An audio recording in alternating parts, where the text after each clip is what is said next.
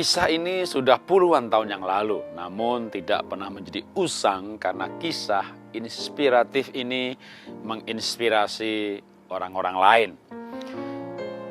Di kota Tennessee, Amerika, lahir seorang bayi perempuan dengan usia 8 bulan alias prematur. Nah, bayi prematur cukup banyak yang meninggal atau kalau toh hidup maka memiliki kelemahan fisik. Demikian juga dengan bayi prematur kali ini. Dia memiliki kelemahan fisik. Ketika anak perempuan ini bertahan hidup hingga umur 4 tahun, maka dia terserang polio dan membuatnya lumpuh, duduk di kursi roda, di kereta dorong, dan tidak bisa berdiri.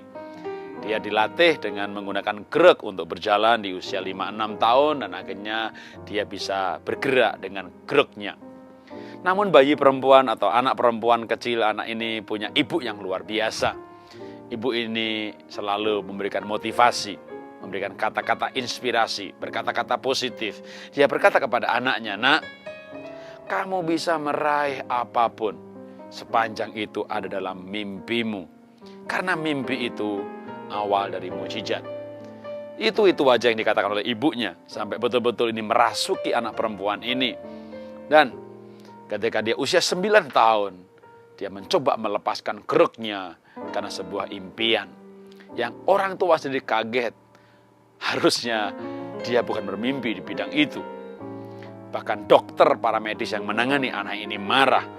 Kalau kamu terus berusaha melepas krek, itu bisa membuat kamu mengalami kecelakaan yang membuat kamu cacat lebih parah lagi. Tapi anak ini sudah terlanjur menaruh sebuah mimpi.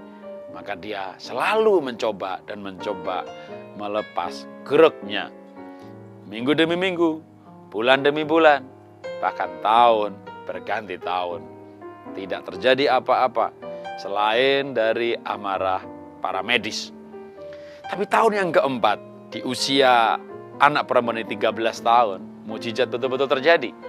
Dia sanggup berjalan tanpa krek. Para medis pun heran.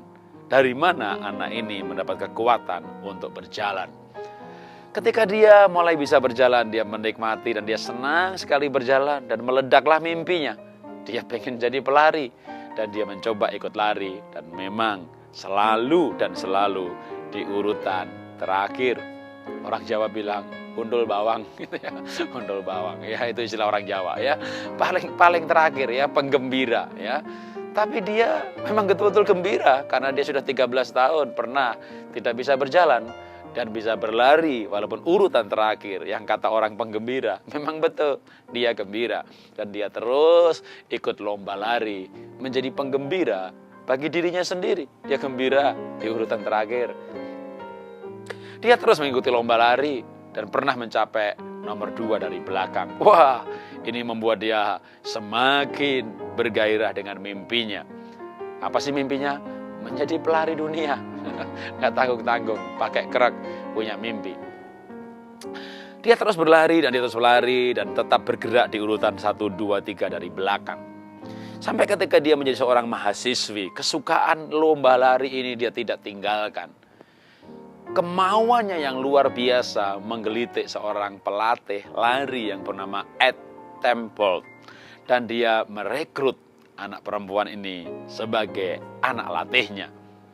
Dan karena memang kemauannya yang luar biasa ini, maka dia juga mengalami kemajuan yang luar biasa. Dan singkat cerita, dalam Olimpiade lari tahun 1960, sudah lama kawan, nah dia meraih 2 medali emas dalam lari 100 meter dan 200 meter sekaligus. Dunia terhenyak karena dia mengalahkan Junita Ete dari Jerman, pelari nomor 1 saat itu. Dikalahkan oleh wanita ini yang bernama Wilma Rudolph. Kisah Wilma Rudolph dan kisah orang-orang lain yang berhasil karena mimpinya menyadarkan kita betapa kekuatan mimpi itu punya pengaruh yang luar biasa. Karena itu miliki mimpi, kejar mimpi itu, dan raihlah sukses Anda. Salam dahsyat luar biasa.